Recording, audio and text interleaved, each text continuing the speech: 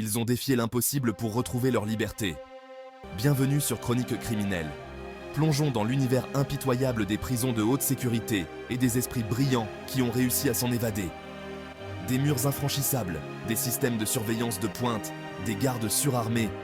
Rien n'a pu arrêter ces individus déterminés à retrouver le goût de la liberté.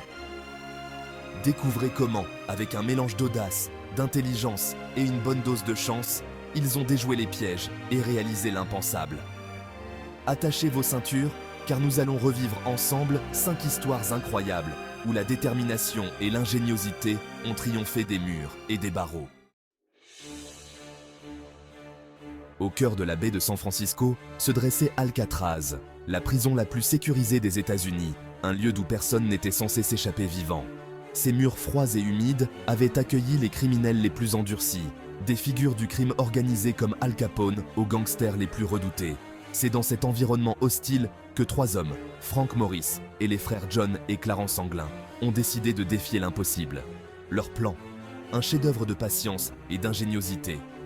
Pendant des mois, à l'aide de simples cuillères dérobées à la cantine, ils ont patiemment creusé un tunnel à travers les murs de béton de leur cellule. Chaque nuit, ils dissimulaient leur travail en utilisant un mélange de papier mâché, de peinture et de cheveux récupérés dans l'atelier de la prison.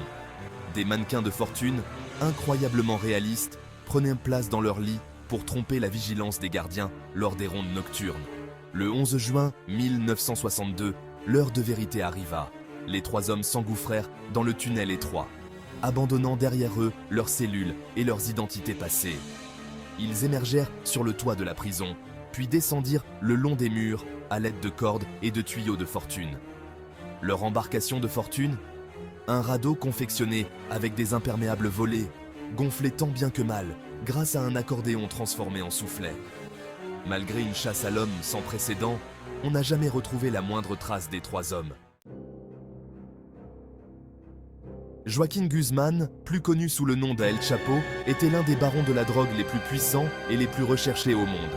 À la tête du cartel de Sinaloa, il régnait sur un empire de milliards de dollars, alimentant le trafic de drogue vers les États-Unis et semant la terreur au Mexique.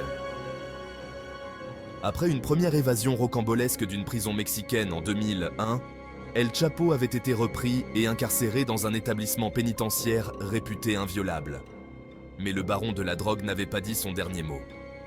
Le 11 juillet 2015, El Chapo disparut de sa cellule, comme par enchantement. La nouvelle se répandit comme une traînée de poudre, plongeant le Mexique dans la stupeur et l'incrédulité. Comment un homme aussi surveillé avait-il pu s'échapper à nouveau? La réponse se trouvait sous terre. Un tunnel sophistiqué, long de plus d'1 kilomètre et équipé d'un système d'éclairage et de ventilation, avait été creusé depuis un bâtiment en construction situé à l'extérieur de la prison jusqu'à la douche de sa cellule. Le tunnel était si large qu'une moto modifiée y circulait sur des rails, permettant au baron de la drogue de s'échapper rapidement et confortablement. Cette évasion spectaculaire a humilié les autorités mexicaines et provoqué une chasse à l'homme internationale. Pendant 6 mois, El Chapo a réussi à échapper aux mailles du filet, se déplaçant dans les montagnes de son fief de Sinaloa, protégé par ses hommes de main et la population locale.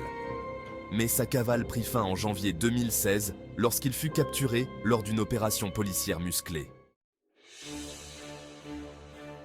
En France, le nom de Pascal Payet résonne avec l'audace et le panache. Ce braqueur multirécidiviste est devenu une légende du grand banditisme en s'évadant à 3 reprises de prison française, dont 2 fois par hélicoptère. La première évasion de Pascal Payet remonte à 2001. Alors qu'il est incarcéré à la prison de Luynes, dans le sud de la France, il parvient à s'échapper à bord d'un hélicoptère détourné par des complices. L'appareil se pose dans la cour de la prison en plein jour, sous les yeux ébahis des gardiens et des autres détenus. Cette évasion audacieuse propulse Pascal Payet au rang de star du grand banditisme. En 2007, Pascal Payet récidive. Alors qu'il est détenu à la prison de Grasse, il s'échappe à nouveau en hélicoptère. Cette fois-ci, ce ne sont pas des complices qui le font évader, mais des hommes qu'il a fait évader de la prison quelques semaines plus tôt en prenant en otage des surveillants. L'hélicoptère atterrit sur le toit de la prison et Pascal Payet, accompagné de ses complices, prend la fuite. L'opération, millimétrée et exécutée avec une précision militaire, ne dure que quelques minutes. Quelques mois plus tard, il est arrêté en Espagne et extradé vers la France. Yoshie Shiratori, surnommé le Houdini du Japon, était un maître de l'évasion. Au cours de sa vie, ce petit homme, frêle et discret, s'est évadé à 4 reprises de prison japonaise, réputée à sécurité maximale. La première évasion de Yoshie Shiratori a lieu en 1936.